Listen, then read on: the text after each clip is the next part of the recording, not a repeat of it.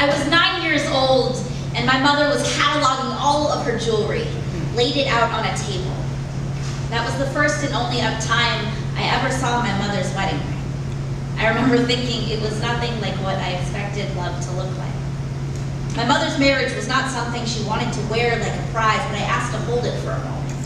Stood there with it in my spoon palms. This was supposed to be my proof that she had some sort of light, some sort of love in her, that she loved my dad like she said, that she loved me like she said. But I watched her just writing down numbers. That wedding ring was just another empty memento with a price tag. My mother became another empty memento with a price tag. She stayed with the man who gave her that ring because she had nowhere else to go. I do not know what the word love means to my mother in the language of her story, in the language of our family. My family was built with porcelain lids. My parents were dolls set next to one another on the fireplace mantel by their parents. It was an arranged marriage, a practical conjoinment in the costume of a floral, gauzy wedding, and I was the daughter floating nowhere.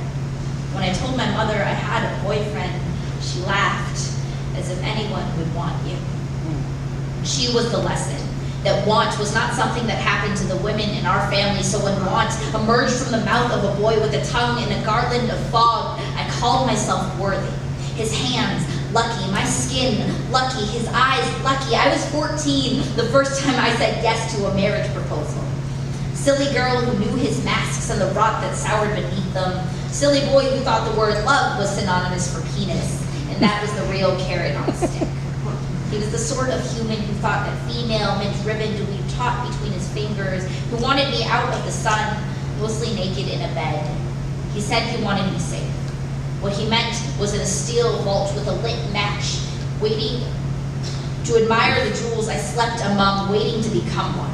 He was the type of boy who wanted a wax figurine to melt and call a lover. His mouth, trying to turn me inside out, was never a song or an impulse, just paint strokes on porcelain. Such a lucky doll, to have a price tag, to have an audience to call her lover, to be cataloged at the pawn shop. I didn't expect his hands branding my body. Didn't expect to become my mother. Didn't expect to be worth anything.